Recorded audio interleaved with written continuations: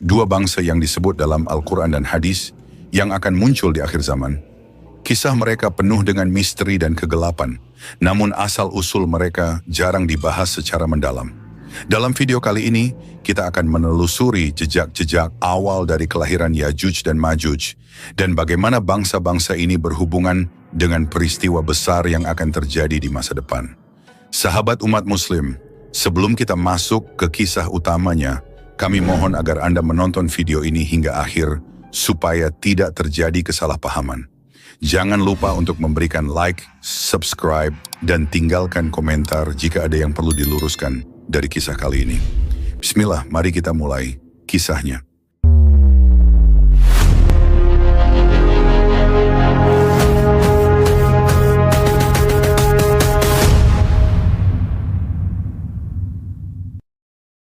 Nabi Nuh alaihissalam adalah seorang nabi yang dikenal memiliki usia yang sangat panjang, mencapai 950 tahun.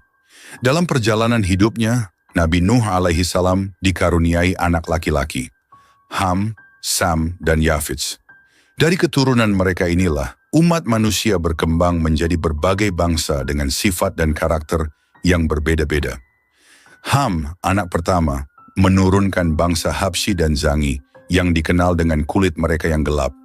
Sam, anak kedua, menjadi leluhur bangsa Arab, Romawi, dan Ajam. Sedangkan Yafits, anak ketiga, memiliki keturunan yang disebut sebagai bangsa Turki Barbar, Mongol, serta dua bangsa yang menakutkan, Yajuj dan Majuj. Namun, tidak semua sejarah ini hanya sekadar garis keturunan yang normal. Ada kisah yang lebih kelam, lebih dalam, mengenai bagaimana Yafits melahirkan keturunan yang tidak biasa, yakni golongan manusia yang kuat, brutal, dan liar. Golongan ini bukan hanya sekadar manusia biasa, mereka memiliki kekuatan luar biasa dan menjadi ancaman besar bagi umat manusia. Yafits memiliki seorang anak bernama A'aj, yang kemudian melahirkan A'uj. Dari A'uj lahirlah Unuk, sosok yang disebut-sebut sebagai manusia raksasa, makhluk besar dengan ukuran tubuh yang jauh melampaui manusia biasa. Menurut riwayat, Unuk dikenal sebagai seorang yang sangat kuat, bahkan mampu berjalan melintasi benua hanya dengan beberapa langkah. Dia bisa menyentuh langit dengan tangannya dan mencabut pohon terbesar di Mesir hanya dengan satu gerakan tangan. Ketika Nabi Nuh diperintahkan oleh Allah Subhanahu wa Ta'ala untuk membangun bahtera raksasa guna menyelamatkan umatnya dari banjir besar, Unuklah yang diminta oleh Nabi Nuh untuk mengambil kayu dari pohon terbesar di Mesir. Unuk dengan tubuh raksasanya melakukan perintah itu tanpa kesulitan. Namun meskipun memiliki tubuh yang besar, Unuk tidak memiliki kecerdasan dan kebijaksanaan seperti Nabi Nuh alaihissalam. Dia lebih dikenal sebagai makhluk yang cenderung bertindak impulsif dan egois tanpa memikirkan dampak tindakannya terhadap orang lain. Saat banjir besar terjadi, air yang menenggelamkan dunia tidak mampu menenggelamkan Unuk. Tubuhnya yang sangat besar memungkinkannya untuk tetap berdiri di tengah-tengah lautan. Hanya puncak kepalanya yang menyembul di atas air. Meskipun banyak yang tenggelam, termasuk mereka yang menolak mengikuti Nabi Nuh, Unuk tetap bertahan. Gunung Ararat, yang merupakan salah satu gunung tertinggi di dunia, hanya menyisakan puncaknya yang kelihatan, dan Unuk berdiri di sana seperti raksasa penjaga. Namun meskipun tubuhnya selamat, jiwa Unuk tidak terlepas dari kekosongan. Kehidupannya yang panjang membuatnya kehilangan makna. Ketika zaman berganti dan generasi manusia baru bermunculan, Unuk mulai merasakan kehampaan yang mendalam. Seiring dengan berjalannya waktu, dia merasa semakin terisolasi dari dunia manusia, dan hal ini membuatnya mencari cara untuk tetap relevan. Di suatu masa, Unuk tiba-tiba muncul di negeri Rum, sebuah kerajaan yang megah dan penuh dengan kekayaan. Dengan langkah besar dan suaranya yang menggema, dia datang menghadap raja negeri tersebut. Unuk menginginkan sesuatu yang aneh dan tak masuk akal. Dia meminta seorang gadis sebagai pendampingnya. Gadis yang dia inginkan tentu harus sesuai dengan ukurannya yang raksasa. Raja negeri Rum yang tidak pernah menghadapi permintaan seperti itu sebelumnya, terkejut dan panik. Wajahnya pucat, tangannya bergetar. Bagaimana mungkin mencarikan seorang gadis yang sebesar Unuk? Tak ada manusia biasa yang bisa sebanding dengan makhluk raksasa ini. Namun Unuk bukanlah makhluk yang bisa diabaikan begitu saja. Dengan suaranya yang menggema di seluruh penjuru istana, dia mengancam akan menenggelamkan seluruh negeri Rum jika keinginannya tidak dipenuhi. Jika engkau tidak bisa memenuhi keinginanku, wahai raja, Unuk menggeram, akan aku tenggelamkan seluruh negerimu dengan air laut ini. Tidak akan ada yang tersisa. Raja, dalam ketakutan merasakan jantungnya berdetak kencang. Dia tahu bahwa Unuk tidak sedang bercanda. Dengan pikiran yang cepat, Raja meminta waktu untuk memenuhi permintaan Unuk. Dia berjanji untuk mencarikan gadis yang diinginkan oleh makhluk raksasa itu. Namun dia membutuhkan waktu. Berikan aku waktu, wahai Unuk, kata Raja dengan nada merendah. Berikan aku 12 tahun. Dalam waktu itu aku akan memastikan engkau mendapatkan gadis yang sesuai dengan keinginanmu. Unuk dengan kesabaran yang tidak biasa mengangguk setuju. Dia tahu bahwa Raja tidak mungkin menipunya. Jika dalam 12 tahun permintaannya tidak terpenuhi, maka dia akan menenggelamkan seluruh negeri dengan amarahnya. Selama berbulan-bulan, Raja yang bijaksana itu memutar otak demi menyelamatkan kerajaannya dari ancaman Unuk, raksasa yang tak tertandingi.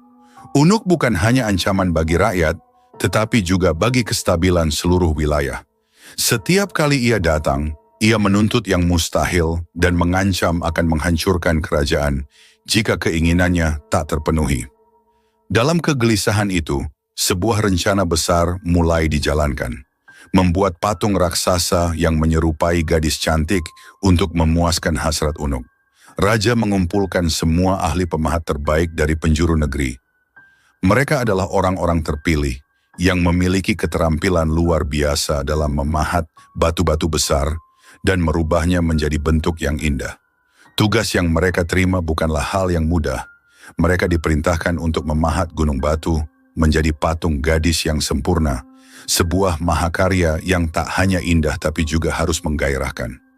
Raja memberikan mereka waktu 12 tahun untuk menyelesaikan pekerjaan itu. Sebuah batas waktu yang tampaknya terlalu panjang, tetapi dengan ukuran patung yang setinggi gunung, mereka tahu bahwa ini bukanlah pekerjaan biasa. Hari demi hari suara palu menghantam batu-batu keras terdengar bergema di seluruh kerajaan. Para pemahat bekerja siang dan malam, tanpa henti. Mereka tahu bahwa nasib kerajaan terletak di tangan mereka. Tak ada ruang untuk kesalahan. Setiap lekukan wajah, setiap lipatan tubuh patung harus dibuat dengan sempurna. Patung itu bukan sekadar karya seni, tapi juga harapan terakhir untuk melawan ancaman Unuk. Setelah 12 tahun berlalu, akhirnya patung itu selesai. Sebuah karya monumental yang menjulang tinggi, menyerupai gadis cantik yang tidur terlentang. Wajahnya tampak lembut namun menggoda, dengan mata tertutup seakan sedang dalam mimpi. Patung itu benar-benar tanpa sehelai pakaian pun menambah kesan sensual yang memang diharapkan oleh Raja dan para penasihatnya. Di dalam patung itu, perutnya dikorek dengan hati-hati dan diisi dengan daging mentah. Daging-daging itu dimasukkan melalui liang kemaluan patung. Sebuah ritual aneh yang dipercaya oleh Raja akan membuat patung tersebut tampak lebih realistis bagi Unuk. Kita harus membuatnya percaya ini gadis nyata, kata salah satu penasihat Raja. Setiap potong daging yang dimasukkan adalah upaya untuk menciptakan ilusi sempurna. Mereka bekerja dengan tekun, memastikan setiap langkah ritual ini dijalankan dengan benar. Apakah ini akan berhasil? Tanya salah satu pemahat kepada kawannya. Matanya penuh dengan kekhawatiran. Kita tidak punya pilihan lain, jawab pemahat lainnya sambil menghela napas. Jika ini gagal, seluruh kerajaan dan negeri ini akan hancur. Setelah semuanya siap, Raja mengirimkan pesan kepada Unuk bahwa gadis yang diinginkannya telah ditemukan. Datanglah dan temukan apa yang kau cari, bunyi pesannya. Dengan cepat, berita itu sampai ke telinga Unuk. Bagaikan angin badai, Unuk datang melangkah ke arah patung tersebut. Dengan tubuh raksasanya yang menggetarkan tanah setiap kali kakinya menyentuh bumi. Ketika Unuk melihat patung itu, matanya bersinar penuh gairah. Tubuh raksasa itu berhenti di depan patung gadis yang begitu besar dan menggoda. Tidak butuh waktu lama bagi Unuk untuk kehilangan kendali. Nafsu membara yang telah lama menguasainya seakan tak bisa lagi dibendung. Sungguh cantik, sungguh menggoda, seru Unuk dengan suara menggelegar yang membuat tanah sekitarnya bergetar. Tubuhnya yang raksasa mendekati patung itu. Dan tanpa ragu ia menyalurkan hasratnya. Dia memperlakukan patung itu seolah-olah gadis itu nyata, tak menyadari tipu muslihat yang telah direncanakan oleh raja. Usai melampiaskan nafsunya, Unuk merasa puas dan pergi, meninggalkan patung itu dengan perasaan lega. "Aku tak perlu kembali," gumamnya sambil tertawa besar. Suaranya menggelegar dan bergema di pegunungan. Unuk pun menghilang dari pandangan, tak pernah kembali lagi ke kerajaan itu. Namun yang terjadi kemudian adalah sesuatu yang tidak pernah diduga oleh raja dan rakyatnya. Air mani Unuk yang tertumpah di dalam patung, bercampur dengan daging mentah yang ada di dalamnya, mulai membusuk. Busuknya daging tersebut mengeluarkan bau menyengat yang bahkan bisa tercium hingga ke desa-desa terdekat. Dari dalam patung, ulat-ulat sebesar bayi manusia mulai tumbuh dan bergerak liar. Ini bukan bagian dari rencana," kata salah satu penasihat dengan wajah pucat ketika mendengar kabar tentang fenomena aneh yang terjadi pada patung. "Mungkin ini adalah murka Tuhan atas tipu daya yang kita lakukan," ucap seorang pendeta tua yang turut menyaksikan kejadian aneh tersebut. Ulat-ulat itu tidak berhenti tumbuh. Mereka menjadi kepompong, dan dari kepompong-kepompong itu, sesuatu yang lebih mengerikan lahir. Ketika kepompong-kepompong itu pecah, lahirlah makhluk-makhluk yang menyerupai manusia, namun dengan perawakan menyeramkan dan penuh kebuasan. Mereka adalah Yajuj dan Majuj, makhluk ganas yang lahir dari ulah Unuk dan nafsunya yang tak terkendali. Makhluk-makhluk ini segera menyebar keluar dari patung, mencari makanan. Tidak ada yang bisa menghentikan mereka. Hewan-hewan ternak menjadi korban pertama. Mereka melahap segala yang mereka temui, dari sapi, kambing, hingga kuda. Rakyat mulai panik. Tidak ada yang tahu bagaimana cara menghentikan makhluk-makhluk ini. Mereka keluar dari liang kemaluan patung itu, satu persatu, bagaikan aliran air yang tak terhentikan. Desa-desa yang berada di sekitar patung itu menjadi korban pertama. Teriakan dan tangisan terdengar di mana-mana. Para petani dan penduduk desa melarikan diri, namun banyak yang tidak berhasil. Yajuj dan Majuj tak hanya memakan hewan ternak, tapi juga menyerang manusia.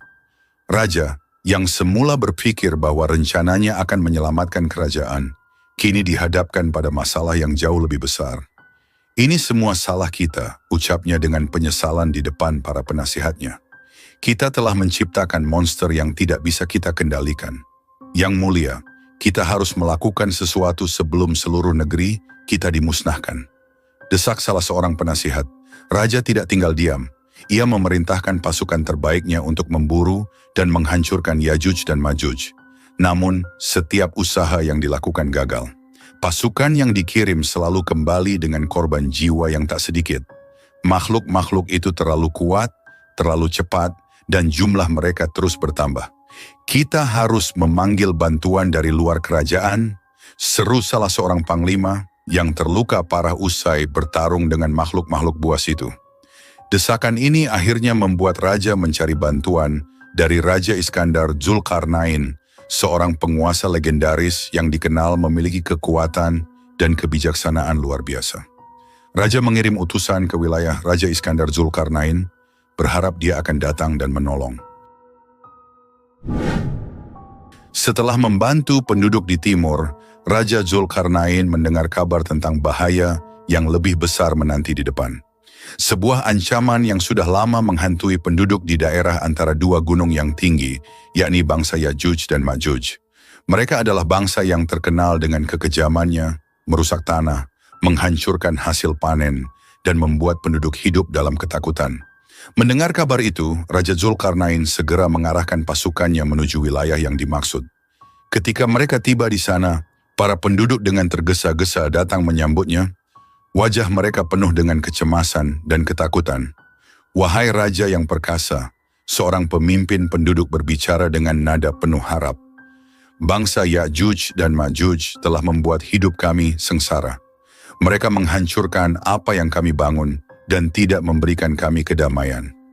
Kami tidak tahu harus berbuat apa lagi. Hanya Engkau yang bisa menolong kami." Raja Zulkarnain merenung sejenak, memikirkan nasib para penduduk yang terancam oleh bahaya besar ini. Lalu dengan keyakinan penuh, ia berkata, "Aku akan menolongmu. Tetapi pertama-tama, kalian harus bekerja bersama-sama denganku. Aku akan membangun penghalang yang kokoh di antara gunung-gunung ini untuk melindungi kalian dari mereka. Tetapi kalian harus membantu dalam prosesnya. Penduduk setempat bersorak dengan antusias. Mereka bersedia melakukan apapun untuk melindungi tanah mereka dari bangsa yang kejam itu. Maka dimulailah proyek besar pembangunan tembok antara dua gunung tersebut. Setiap hari, penduduk dan pasukan Raja Zulkarnain bekerja bahu-membahu. Mereka mengumpulkan potongan-potongan besi, batu, dan segala bahan yang bisa digunakan untuk membangun tembok yang kuat. Di bawah arahan Raja Zulkarnain, mereka membangun dengan penuh semangat, meskipun prosesnya sangat berat. Suatu hari, ketika matahari mulai tenggelam di balik pegunungan, salah seorang pekerja mendekati Raja Zulkarnain dengan wajah kelelahan. "Tuan, pekerjaan ini terasa sangat berat. Apakah kita akan sanggup menyelesaikannya?" Raja Zulkarnain menatap pria itu dengan penuh keyakinan. "Setiap pekerjaan besar membutuhkan pengorbanan. Ingatlah, ini bukan hanya untukmu, tetapi untuk anak-anakmu, untuk generasi-generasi yang akan datang. Dengan tembok ini, kita akan melindungi mereka dari kehancuran." Pria itu mengangguk, merasa semangatnya kembali berkobar. "Kami akan terus bekerja, tuanku. Terima kasih atas bimbinganmu." Raja Zulkarnain tersenyum, lalu kembali memantau jalannya pembangunan. Setiap kali ada kesulitan, dia hadir untuk memberikan solusi. Setiap kali ada yang kelelahan, dia memberi motivasi. Dia bukan hanya seorang raja yang memerintah dari atas takhta, tetapi juga seorang pemimpin yang terlibat langsung di medan tugas. Namun tidak semua berjalan lancar. Sebelum tembok itu sepenuhnya selesai, pasukan Raja Zulkarnain mendapat kabar bahwa Ya'juj dan Ma'juj telah bergerak mendekat. Kecepatan dan kekejaman bangsa itu membuat penduduk semakin ketakutan. Raja Zulkarnain segera memerintahkan pasukannya bersiap untuk perang. "Ini bukan hanya tentang tembok," ujar Raja Zulkarnain kepada para komandan. "Kita harus menghadapi mereka di medan perang, mengulur waktu hingga tembok selesai dibangun." Ketika pasukan Ya'juj dan Ma'juj akhirnya terlihat di kaki gunung, Raja Zulkarnain mengatur barisannya. Dengan perisai yang bersinar di bawah sinar matahari dan pedang terhunus, pasukan Raja Zulkarnain berdiri kokoh, siap menghadapi gelombang serangan. Pertempuran berlangsung sengit. Ya'juj dan Ma'juj menyerbu dengan kekuatan yang tak terbendung. Suara dentingan pedang dan pekikan perang memenuhi udara, sementara debu dari pertempuran membumbung tinggi. Raja Zulkarnain dengan zirah berkilau dan helm baja memimpin langsung di garis depan, menebas musuh dengan ketepatan yang mematikan. Sementara itu, para penduduk dan sebagian pasukan yang tersisa terus bekerja tanpa henti menyelesaikan tembok besar tersebut. Di tengah kobaran perang, Raja Zulkarnain dan pasukannya bertempur dengan gagah berani, menghalau Ya'juj dan Ma'juj sejauh mungkin dari tembok yang belum rampung. Saat malam tiba, kedua belah pihak kelelahan. Namun Ya'juj dan Ma'juj tidak menunjukkan tanda-tanda mundur. Serangan mereka yang terus-menerus membuat barisan pertahanan pasukan Raja Zulkarnain terdesak. Namun di saat genting itulah, para pekerja akhirnya menyelesaikan bagian terakhir dari tembok besar. Tembaga panas dituangkan di atasnya, membuatnya menjadi benteng yang mustahil ditembus. Ketika Ya'juj dan Ma'juj mencoba menyerang tembok, mereka mendapati bahwa tidak ada jalan masuk. Mereka menghantamnya dengan segala kekuatan, namun tembok itu tetap berdiri kokoh, tak tergoyahkan. Akhirnya, setelah serangan tanpa henti, Ya'juj dan Ma'juj terpaksa mundur, tertahan oleh tembok yang kini memisahkan mereka dari negeri yang mereka rusak selama bertahun-tahun. Kemenangan yang diraih bukan hanya kemenangan militer, tetapi juga simbol kebesaran keadilan yang ditegakkan oleh Raja Zulkarnain. Pasukannya bersorak dan para penduduk menangis haru, menyaksikan tembok yang kini melindungi mereka dari bahaya besar. Raja Zulkarnain berdiri di depan tembok yang baru selesai dibangun, memandang ke arah pegunungan di mana Ya'juj dan Ma'juj terperangkap. Ia menarik napas dalam, menyadari bahwa misi besarnya telah tercapai.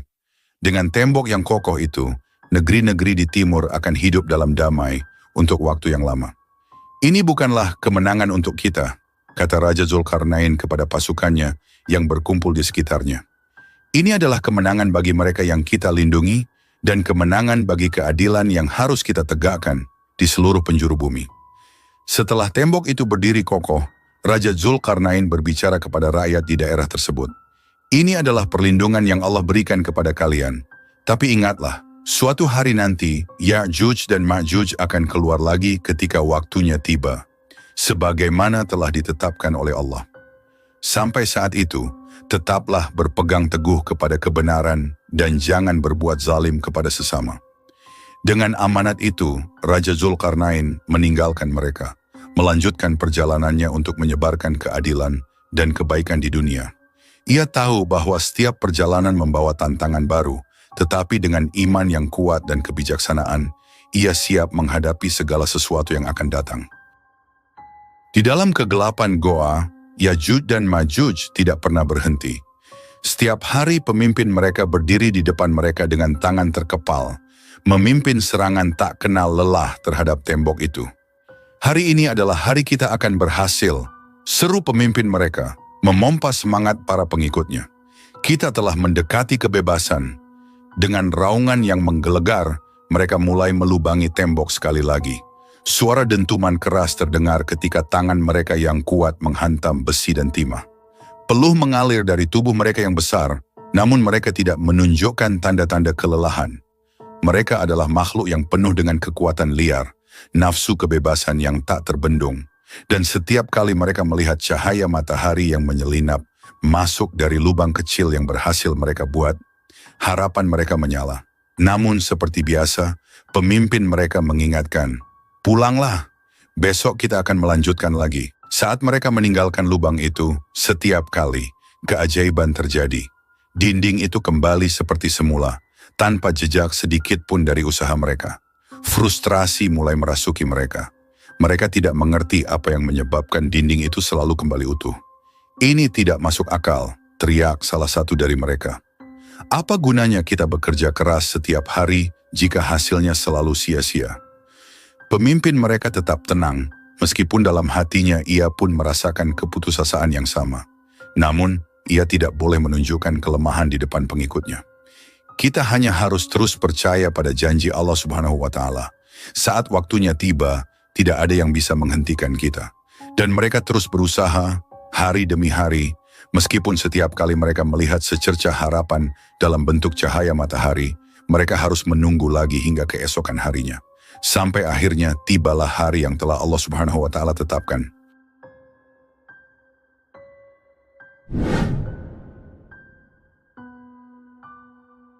Setelah Dajjal terbunuh oleh Nabi Isa alaihissalam dan umat Islam merasakan kemenangan besar, langit yang semula cerah seketika berubah kelam. Kegembiraan yang singkat itu segera diiringi dengan ketakutan yang lebih mencekam.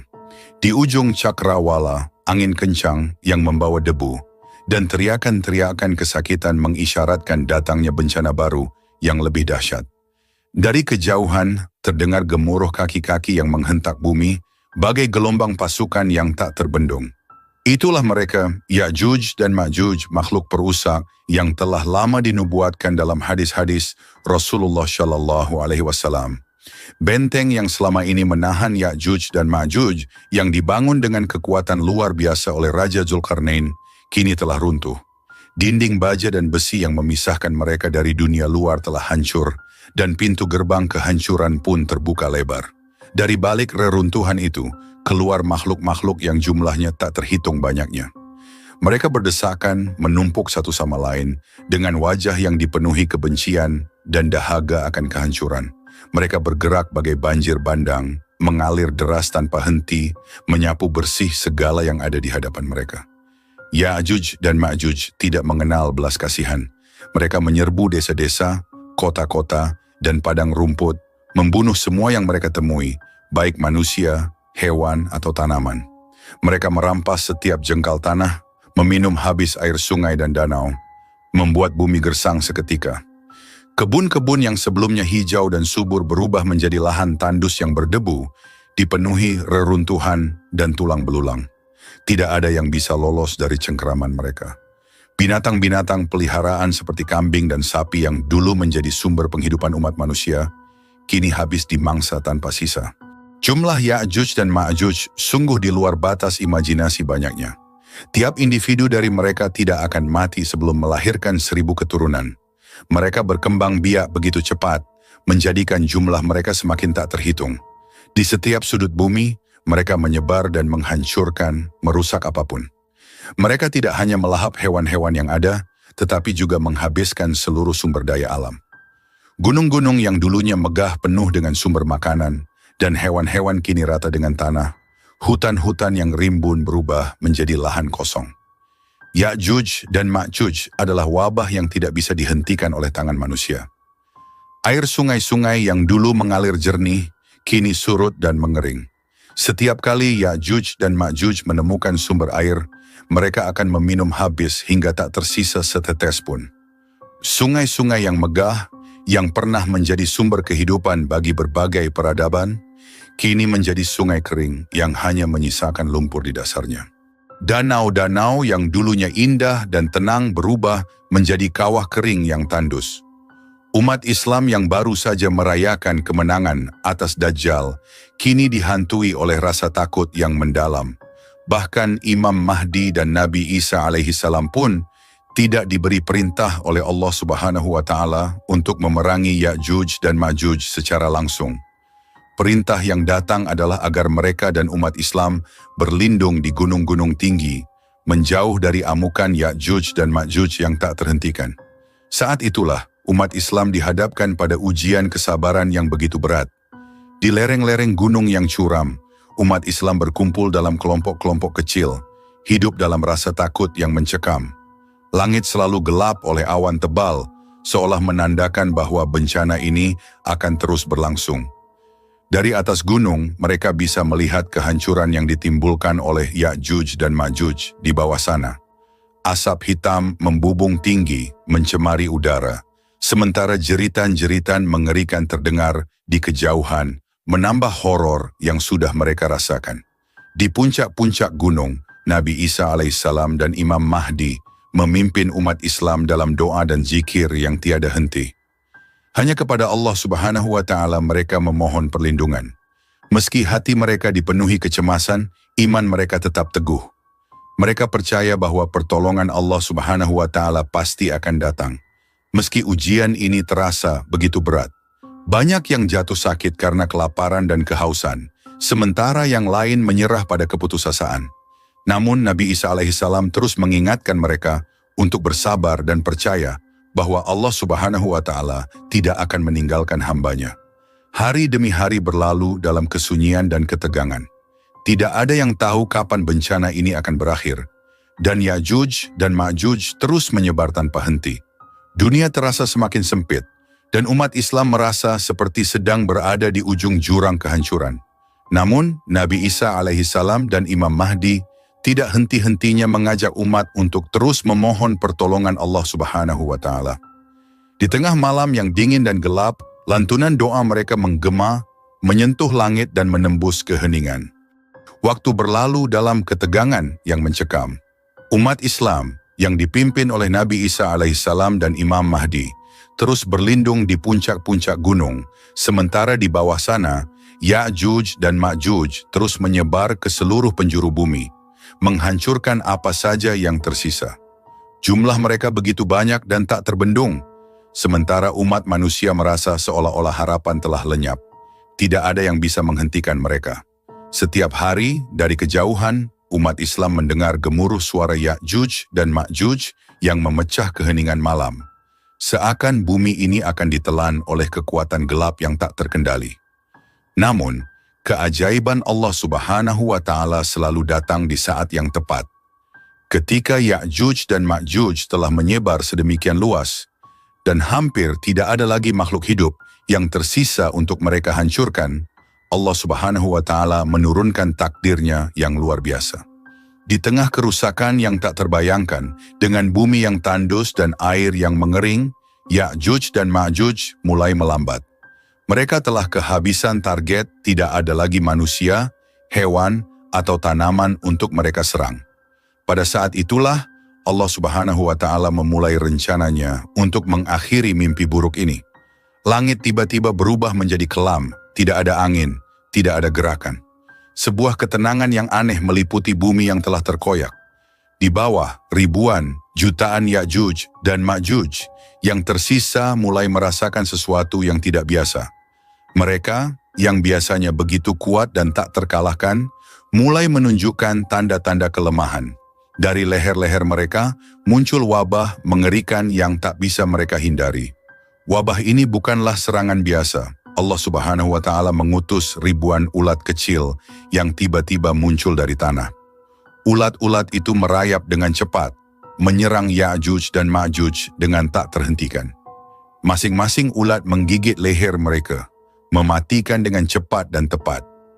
Wabah ini begitu hebat, sehingga dalam hitungan menit, Ya'juj dan Ma'juj yang semula tak terkalahkan, terkapar di atas tanah, tak lagi berdaya. Tubuh mereka yang besar dan kuat runtuh satu persatu seperti pohon yang ditebang. Tangisan, jeritan, dan deru kematian terdengar dari semua penjuru, menandakan bahwa saat kehancuran Ya'juj dan Ma'juj telah tiba. Dari tempat persembunyian mereka di puncak gunung, umat Islam menyaksikan peristiwa ini dengan rasa takjub dan ketakutan yang mendalam. Mereka menyaksikan dengan mata kepala mereka sendiri bagaimana makhluk yang selama ini mereka anggap tak terkalahkan, yang menyebar teror di seluruh bumi, akhirnya takluk oleh makhluk sekecil ulat atas kehendak Allah Subhanahu wa Ta'ala. Ketika wabah ulat itu telah menyelesaikan tugasnya, bumi penuh dengan bangkai Ya'juj dan Ma'juj. Tubuh mereka yang begitu banyak menutupi seluruh daratan, memenuhi lembah, pegunungan, dan bahkan dataran luas. Bau busuk mulai menyebar ke udara, memualkan dan tak tertahankan. Bumi tampak seperti lautan bangkai yang mengerikan. Tempat tidak ada kehidupan yang bisa bertahan. Namun Allah Subhanahu wa Ta'ala yang Maha Kuasa tidak membiarkan bumi ini tenggelam dalam kehancuran selamanya. Setelah Ya'juj dan Ma'juj dimusnahkan oleh wabah, Allah Subhanahu wa Ta'ala mengutus pertolongan lain. Dari langit, ribuan burung besar tiba-tiba muncul, terbang dalam formasi yang rapi dan mengerikan. Burung-burung itu sebesar unta, dengan sayap yang membentang lebar dan kekuatan yang luar biasa. Burung-burung ini bukanlah burung biasa, mereka adalah makhluk yang diutus oleh Allah Subhanahu wa Ta'ala untuk membersihkan bumi dari bangkai-bangkai Ya'juj dan Ma'juj yang kini berserakan di mana-mana. Burung-burung raksasa itu dengan cepat menyambar bangkai-bangkai Ya'juj dan Ma'juj, mengangkat tubuh-tubuh besar itu dengan cakar mereka yang kuat. Mereka terbang tinggi di langit, membawa bangkai-bangkai tersebut ke tempat yang hanya diketahui oleh Allah Subhanahu wa Ta'ala. Dalam hitungan jam, burung-burung itu membersihkan bumi dari jutaan mayat Ya'juj dan Ma'juj. Setiap bangkai diambil, setiap sisa tubuh diangkat ke tempat yang dikehendaki oleh Allah Subhanahu wa Ta'ala. Umat Islam yang menyaksikan kejadian ini dari puncak gunung merasa kagum dengan kekuasaan Allah Subhanahu wa Ta'ala. Mereka tak henti-hentinya mengucapkan syukur dan memuji kebesarannya. Kehancuran yang dibawa oleh Ya'juj dan Ma'juj yang semula tampak mustahil untuk dihentikan, kini telah dihapuskan sepenuhnya oleh kehendak Allah Subhanahu wa Ta'ala. Setelah burung-burung raksasa mengangkat seluruh bangkai Ya'juj dan Ma'juj, bumi masih dipenuhi dengan sisa-sisa kotoran dan bau busuk yang menyengat. Kehancuran yang mereka timbulkan meninggalkan bekas yang mendalam, tidak hanya dalam bentuk fisik, tetapi juga dalam jiwa umat manusia yang selamat. Mereka masih bisa merasakan jejak kengerian dari hari-hari panjang ketika Ya'juj dan Ma'juj merajalela. Namun, Allah Subhanahu wa Ta'ala dengan rahmatnya yang tak terbatas tidak membiarkan bumi ini tetap kotor dan tercemar. Tak lama setelah burung-burung raksasa pergi, langit yang kelam mulai memancarkan kilatan cahaya. Guntur menggelegar dan angin kencang mulai bertiup, membawa aroma segar yang belum pernah dirasakan umat manusia dalam waktu yang sangat lama. Hujan pun turun, bukan hujan biasa, melainkan hujan deras yang tak tertahankan. Butir-butir air yang turun dari langit begitu deras dan bersih, membersihkan setiap sudut bumi yang telah dihancurkan oleh Ya'juj dan Ma'juj. Air itu mengalir deras, membersihkan setiap sisa kotoran, setiap jejak kehancuran yang tersisa. Bumi yang tadinya kotor dan penuh dengan bau busuk, kini mulai bersih kembali. Setiap lembah, setiap gunung, Dan setiap dataran yang dipenuhi bangkai dan kotoran, kini dibasuh oleh hujan yang dikirim oleh Allah Subhanahu wa Ta'ala. Hujan ini berlangsung selama beberapa hari, tak pernah berhenti. Umat Islam yang sebelumnya terkurung di puncak gunung karena ketakutan, kini bisa merasakan kedamaian. Mereka turun dari gunung dengan penuh rasa syukur, menyaksikan bumi yang kembali bersih. Tidak ada jejak dari Ya'juj dan Ma'juj yang tersisa. Bumi ini seolah-olah baru saja diciptakan kembali, segar dan murni, seperti ketika pertama kali Allah Subhanahu wa Ta'ala menurunkannya untuk manusia. Setelah bencana besar ini berakhir, umat Islam kembali ke dataran dengan perasaan lega dan syukur. Mereka menyadari bahwa mereka telah melalui salah satu ujian terberat dalam sejarah umat manusia. Ketika Ya'juj dan Ma'juj telah dihancurkan dan bumi dibersihkan, Nabi Isa alaihissalam dan Imam Mahdi memimpin umat untuk memulai kembali kehidupan baru. Mereka membangun kembali desa-desa dan kota-kota yang telah dihancurkan, menanami kembali tanah yang gersang, dan mendirikan kembali rumah-rumah yang roboh. Namun, lebih dari itu mereka membawa pelajaran yang sangat berharga. Kehancuran yang dibawa oleh Ya'juj dan Ma'juj telah menunjukkan kepada umat manusia betapa lemahnya mereka tanpa perlindungan Allah Subhanahu wa Ta'ala. Meskipun mereka tidak dapat melawan Ya'juj dan Ma'juj dengan kekuatan fisik, mereka mampu bertahan karena keimanan dan keteguhan hati mereka kepada Allah Subhanahu wa Ta'ala. Umat manusia yang selamat dari bencana besar ini hidup dalam rasa syukur yang mendalam. Mereka tahu bahwa pertolongan Allah Subhanahu wa Ta'ala datang di saat yang tepat, dan mereka diajarkan bahwa dalam menghadapi ujian yang paling berat sekalipun, keimanan kepada Allah Subhanahu wa Ta'ala adalah kunci untuk bertahan. Dalam kesunyian bumi yang kini kembali damai, umat Islam melantunkan zikir dan doa, mengingat bahwa dalam setiap kehancuran selalu ada kebangkitan, dan dalam setiap ujian selalu ada rahmat Allah Subhanahu wa Ta'ala yang menyertainya. Sahabat umat muslim, kisah tentang Ya'juj dan Ma'juj yang penuh dengan pelajaran dan tanda-tanda akan datangnya hari kiamat. Semoga kita semua bisa mengambil hikmah dari cerita ini dan semakin memperkuat iman kita kepada Allah Subhanahu wa Ta'ala. Jangan lupa, kita sebagai umat muslim harus selalu siap dengan bekal iman, ilmu, dan amal saleh agar terhindar dari fitnah dan ujian yang berat di akhir zaman. Jika kalian merasa video ini bermanfaat, jangan ragu untuk like dan subscribe agar channel umat muslim semakin berkembang. Akhir kata, wassalamualaikum warahmatullahi wabarakatuh.